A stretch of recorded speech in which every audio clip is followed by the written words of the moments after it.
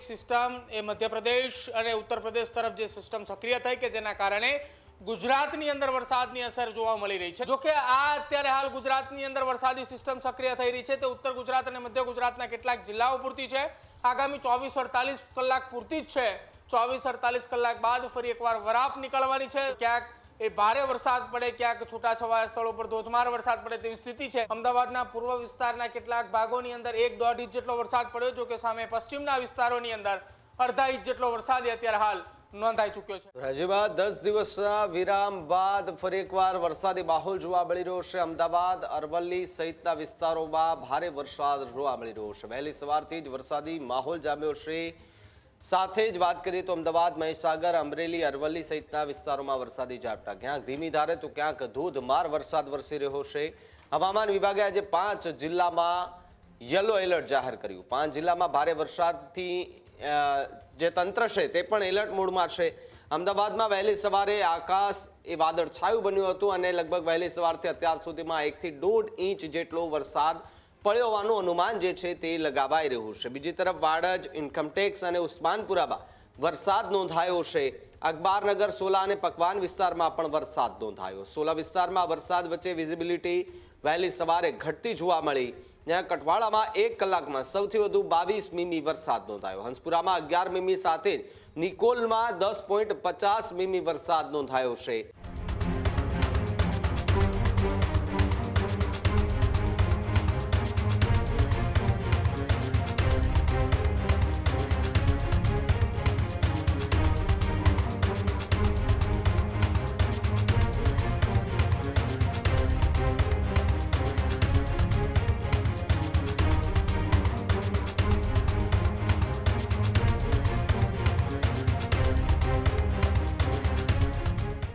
અમદાવાદમાં સિઝનનો કુલ વરસાદ 608.20 મીમી નોંધાયો હોવાની વાત હાલ સામે આવી રહી છે। એટલે કે 10 દિવસના લાંબા વિરામ બાદ રાજ્યમાં ફરી એકવાર વરસાદી માહોલ જામતો જોવા મળી રહ્યો છે, પરંતુ આ માહોલ એ 24 થી 48 કલાક જ રહેવાનો છે। પછી પાછું જે સ્થિતિ હતી એ જ રીતે નહિવત વરસાદ પણ જોવા મળી શકે છે। વધુ માહિતી માટે પ્રદીપ જોડાયા છે। પ્રદીપ, 10 દિવસના વિરામ બાદ રાજ્યમાં ફરી એકવાર વરસાદી માહોલ જોવા મળી રહ્યો છે।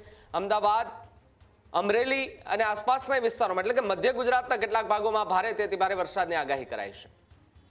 બિલકુલ ભાવિક, છેલ્લા 8-10 દિવસનો રાજ્યની અંદર વરસાદનો વિરામ જોવા મળ્યો હતો। ઓગસ્ટના શરૂઆતના પહેલા 2 દિવસ સુધી રાજ્યની અંદર વરસાદ જોવા મળ્યો હતો ને ત્યારબાદ ધીરે ધીરે એ વરાપ નીકળી હતી અને વરસાદની શક્યતા એ ખૂબ ઓછી દેખાઈ રહી હતી। આ તમામની વચ્ચે 15 ઓગસ્ટની આસપાસ રાજ્યની અંદર વરસાદી સિસ્ટમ સક્રિય થવાની વાત કરવામાં આવી રહી હતી ને તેની વચ્ચે જે અચાનક એક સિસ્ટમ એ મધ્યપ્રદેશ અને ઉત્તર પ્રદેશ તરફ જે સિસ્ટમ સક્રિય થઈ કે જેના કારણે ગુજરાતની અંદર વરસાદની અસર જોવા મળી રહી છે। અને જે 15 તારીખની આસપાસ સિસ્ટમ સક્રિય થવાની હતી એમાં હવે થોડું ડિલે થવાની શક્યતા એટલા માટે લાગી રહી છે કે પ્રશાંત મહાસાગરની અંદર એક ટાઇફૂન સક્રિય થયું છે અને ટાઇફૂન સક્રિય થતાની સાથે જ ફરી એકવાર એ ચર્ચાઓ તેજ બની છે કે આ ટાઇફૂન સક્રિય થતા હવે ગુજરાત અને દેશભરની અંદર વરસાદ માટે થોડો લાંબા સમય સુધી રાહ જોવી પડશે। લાંબા સમય સુધી એટલે કે ઓગસ્ટના અંત અને સપ્ટેમ્બરના શરૂઆત સુધી ગુજરાતની અંદર વરસાદની રાહ જોવી પડશે।